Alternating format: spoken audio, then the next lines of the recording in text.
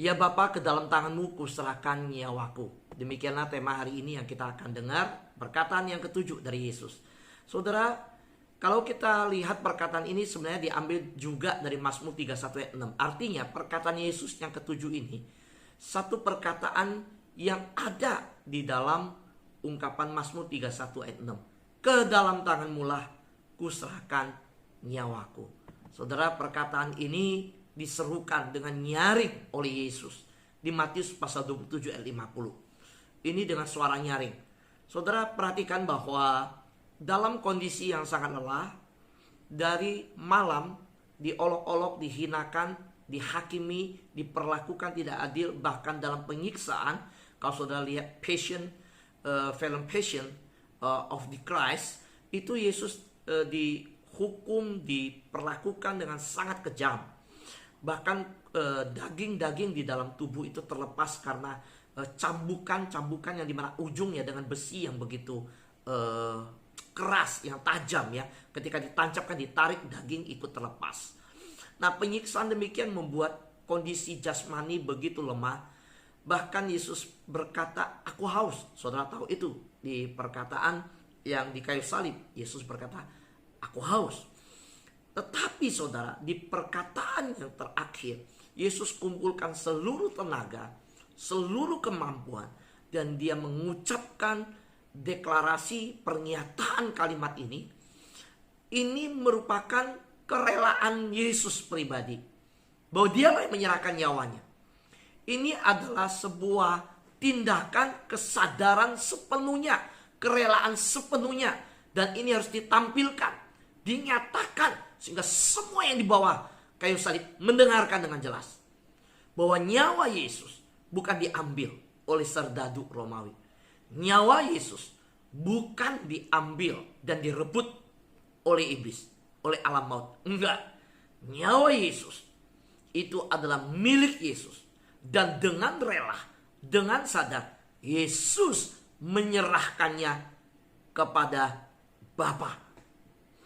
Saudara, ini adalah tindakan yang membuktikan bahwa pemiliknya adalah Yesus, dengan sukarela dan sadar menebus dosa umat manusia, dan dalam kesadaran selesai menebus, dia menyerahkannya.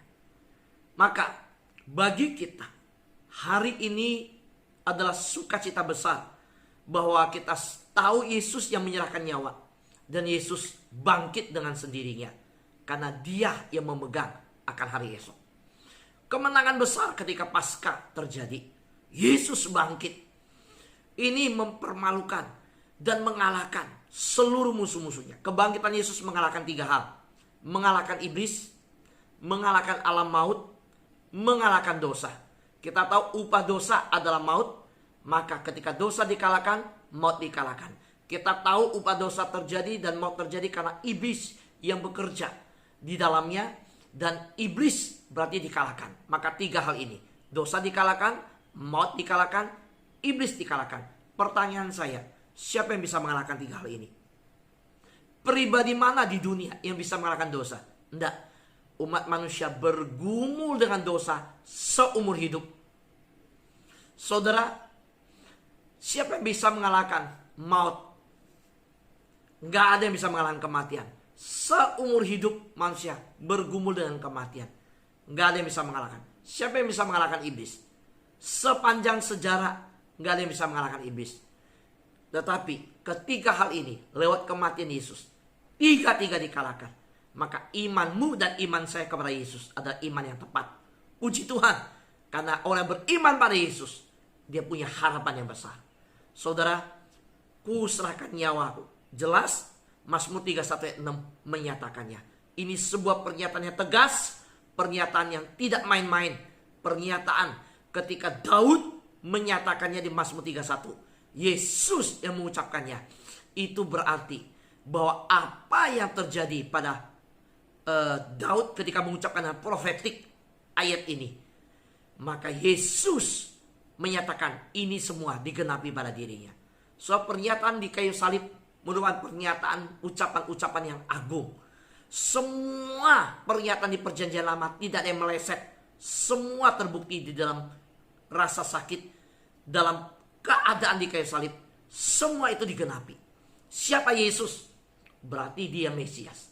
Siapa Yesus? Semua pernyataan Nabi digenapi dalam dirinya. Dia Mesias. Karena tidak ada satu pribadi yang bisa menggenapi semua. Hanya Yesus.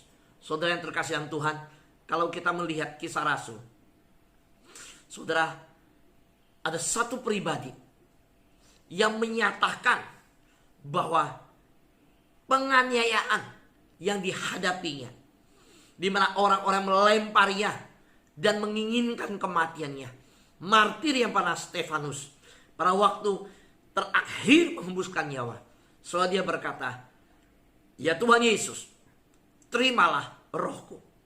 Saudara lihat, Bapa di mana menerima pernyataan penyerahan nyawa oleh Yesus. Yesus berkata, Bapa, ke dalam tanganmu kuserahkan nyawaku. Maka ketika Stefanus berkata, Yesus, terimalah rohku. Di sini dinyatakan bahwa Yesus itu Tuhan dan Juru Selamat. Bahwa ketika Stefanus berkata, Tuhan Yesus, terimalah rohku, Yesus berhak untuk menerima roh dari Stefanus yang adalah martir.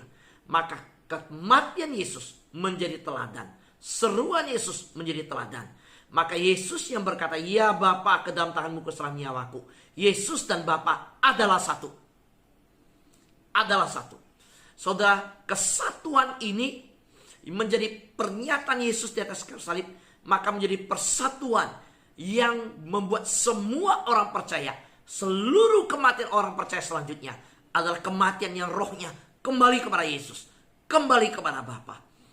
Stefanus menjadi martir yang memberikan teladan itu, bukti bahwa semua orang percaya di dalam mati mereka adalah kematian di dalam Yesus. Puji Tuhan, hari ini engkau dan saya punya sebuah harapan. Kita yang mati di dalam Yesus adalah kematian yang roh kita diterima di dalam Yesus. Kematian orang percaya bukan sia-sia. Kematian kita bukan ke alam sia-sia. Bukan kepada hukuman, bukan kepada neraka, bukan kepada kematian kekal, tetapi kepada kehidupan kekal. Dari mana kita tahu? Stefanus di dalam kematiannya, bahkan dia melihat Yesus berdiri di samping kanan Allah Bapa. Dan ketika dia melihat Yesus demikian, kita tahu pernyataan terakhir dia, ya Tuhan Yesus, terimalah rohku. Dia serahkan kepada Yesus yang dia lihat ketika berdiri di samping tahta Allah Bapa. Saudara dan saya punya satu hal yang pasti. Waktu kita menghembuskan nafas terakhir ke dalam tangan Yesus, nyawa kita diserahkan. Ini sebuah jaminan. Kalau orang bertanya, dari mana engkau tahu? Kenapa orang Kristen begitu yakin ketika meninggal kembali kepada Yesus, masuk ke kekekalan, pasti selamat? Kita tahu ini karena janji Tuhan. Karena Yesus sendiri mati di kayu salib, Yesus menyatakan bahwa dia kembali kepada Bapa. Dan waktu hidup, Yesus berkata, aku akan meninggalkanmu, aku akan ke Bapa. Dan kalau di sana aku sudah siapkan tempat, aku akan kembali kepadamu. Ini pernyataan yang tegas, otoritas ilahi. Kalau dia bukan Tuhan, dia tidak bisa berkata begitu tegas. Aku. Yesus waktu mengajar, ketika dia tampil di khotbah di bukit, sepanjang pelayanan juga sampai mati, Yesus selalu berkata, hukum Taurat, firman Tuhan berkata, ada tertulis bahwa jangan membunuh, tetapi aku berkata kepadamu. Nah, saudara lihat, kata aku ini ketegasan ilahi. Ini wibawa ilahi. Ini otoritas ilahi. Maka tidak ada orang yang kalau dia bukan Mesias, dia bisa berkata demikian. Yesus berkata, ada tertulis jangan berzina, tetapi aku berkata kepadamu. Nah, saudara lihat, ini otoritas ilahi. Siapa dia yang bisa berkata demikian? Berarti dia Tuhan. Maka saudara, lihat, ke dalam tanganmu aku menyerahkan nyawaku. Ini otoritas ilahi yang punya nyawa dia. Siapa dia? Berarti dia Tuhan. Saudara, maka saudara, Stefanus begitu yakin, begitu percaya. Dia menyerahkannya, rohnya ke dalam tangan Tuhan. Maka orang percaya pun hari ini begitu yakin, begitu percaya diri. Tidak ada keraguan yang namanya menghadapi alam maut.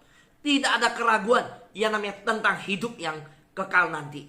Tidak ada kebimbangan tentang masa depan setelah dunia ini kemana. Orang dunia bertanya, kok orang Kristen begitu percaya diri dan yakin pasti selamat? Kita percaya karena Yesus telah membuktikannya. Dan bahkan di dalam Kisah Rasul pasal 7 ayat 59 terbukti Stefanus yang menjelang akan mati. Tanya orang mati, saudara. Atau Pak Fu nggak bisa tanya orang mati, lihat orang mati. Saya waktu SMA sudah melayani pelayanan kedukaan. Saya bersama tim kedukaan di gereja.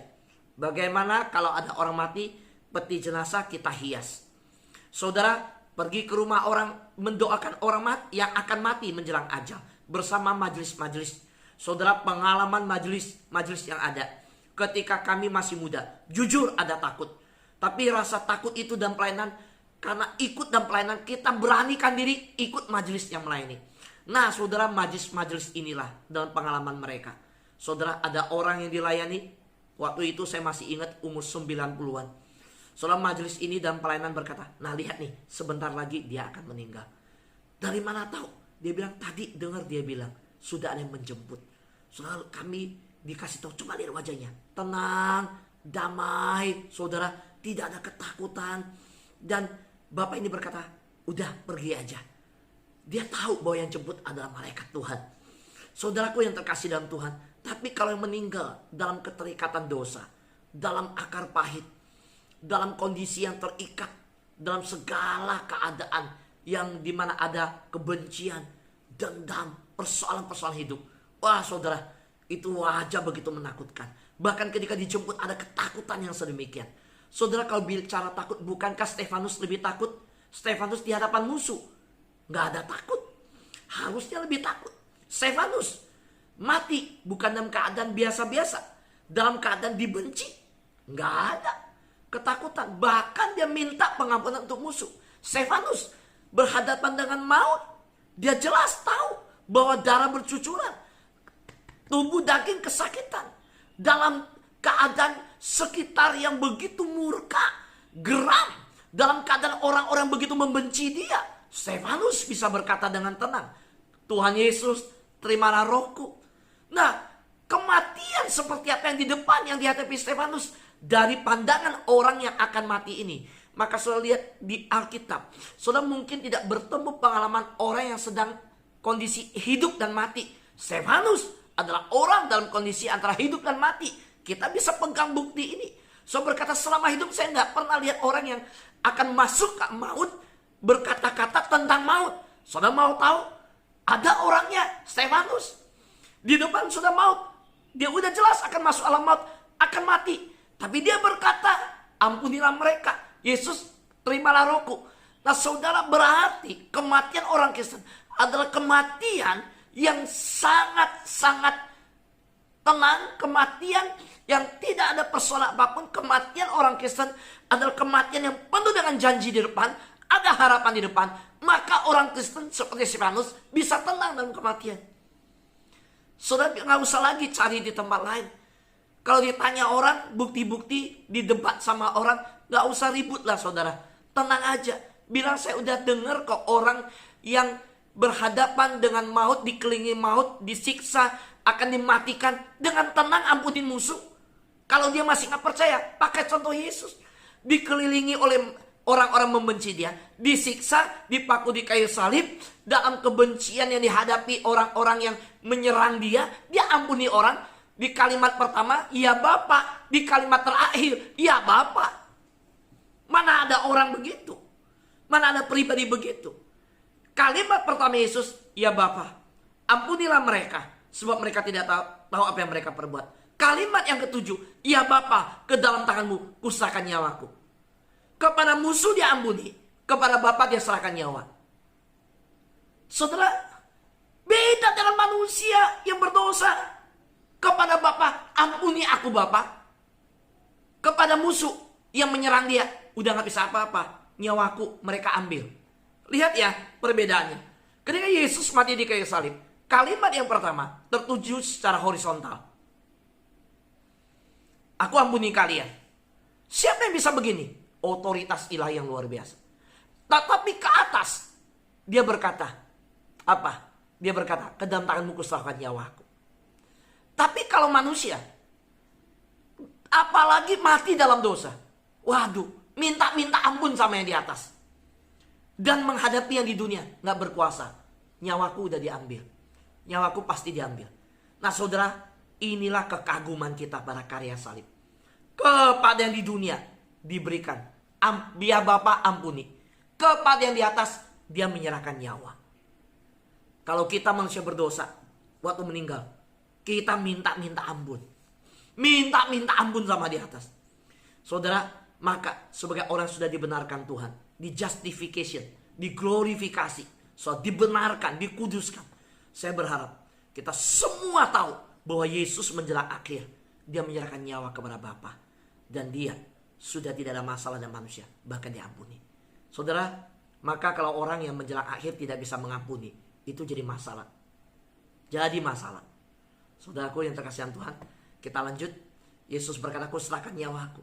Di 1 Petrus pasal 2 ayat 23 berkata, ketika ia dicaci maki, ia tidak membalas dengan caci maki. Ketika ia menderita, ia tidak mengancam. Ketika ia menyerahkan nyawanya, tetapi ia menyerahkan nyawanya kepada dia yang telah menghakimi dengan adil. So lihat, kenapa Yesus dijadikan contoh? Ya memang inilah pribadi yang membuat Petrus bertobat, Petrus kagum dan menjadi teladan bagi hidup Petrus. Petrus menuliskan, seorang yang pernah menyangkal Yesus berkata, ia dicaci maki tidak membalas, ia menderita tidak mengancam. Justru apa yang Yesus lakukan? Ia menyerahkan nyawanya. Petrus tidak berkata kepada musuh. Petrus berkata persis seperti yang Yesus ucapkan. Petrus tahu bahwa Yesus menyerahkan nyawa kepada Bapa. Maka Petrus berkata, ia menyerahkan nyawanya kepada dia. Saudara, setiap kalimat menyerahkan nyawa ini juga diulangi oleh Yohanes. Yohanes berkata apa? Sesudah Yesus minum anggur asam, berkatalah ia, sudah selesai. Lalu ia menundukkan kepalanya dan menyerahkan nyawanya. So, Petrus menegaskan, Yohanes menegaskan, Matius menegaskan, Yesus menyerahkan nyawanya. So, lihat ketika Yesus menyerahkan nyawa, apa yang terjadi. Dan lihatlah, tabir bait suci terbelah dua dari atas sampai ke bawah. Dan terjadilah gempa bumi. Dan bukit-bukit batu terbelah. Dan kuburan-kuburan terbuka. Dan banyak orang kudus yang telah meninggal bangkit. Sudah terjadi, saudara. So, lihat, bangkit. Dan sesudah kebangkitan Yesus, mereka pun keluar dari kubur. Lalu masuk ke kota kudus. Dan menampakkan diri kepada banyak orang. Kepala pasukan dan prajurit-prajurit yang menjaga Yesus menjadi sangat takut ketika mereka melihat gempa bumi dan apa yang telah terjadi. Lalu berkata, sungguh ia ini adalah anak Allah. Saudara, kita bersyukur bahwa dengan kematian Yesus di kayu salib, dalam ucapan yang terakhir, ia Bapa, ke dalam tanganmu kuserahkan nyawaku. Kematian Yesus terbukti bukan direbut oleh musuh. Dengan luar biasa, bahkan kematiannya berdampak kepada setiap orang kudus yang bangkit. Dan bahkan masuk ke dalam kota kudus, menampakkan diri. Saudara, apa yang terjadi ini adalah peristiwa di dalam dunia roh. Orang berkata, nggak mudah pakai bahasa dunia, punya indera keenam. Enggak, saudara. Itu semua dikontrol tangan Allah kok. Kalau Tuhan mau kasih kita lihat, Tuhan bisa kasih lihat. Tuhan nyatakan bagaimana orang-orang kudus bangkit dan menampakkan diri. Saya jadi pikir begini, saudara. Jujur, saudara. Waktu Yesus mati, terjadi gempa bumi. Lalu di mana kuburan-kuburan, saudara, sedemikian terjadi kejadian alam terbuka. Bahkan orang-orang kudus bangkit, masuk ke kota menyatakan diri. Saya mau tanya, kalau hari ini Tuhan gak mau pakai kita mempertobatkan orang lain, doa fajar, Tuhan mau turun tangan untuk bawa jiwa-jiwa datang ikut doa fajar. Bisa gak, saudara? Bisa, saudara. Gak perlu kita, saudara. Yesus yang sudah mati aja, saudara, bisa terjadi, saudara, penginjilan besar-besaran, saudara. Kenapa saya katakan demikian? Perhatikan baik-baik. Itu belum pencurahan Roh Kudus. So lihat, itu selang antara hari Jumat menuju ke Minggu. Terjadi kesepian yang dalam. Hari Sabtu, saudara, diam semua. Tetapi ketika Yesus mati, saudara, terjadi gempa bumi, terjadi kejadian-kejadian tadi.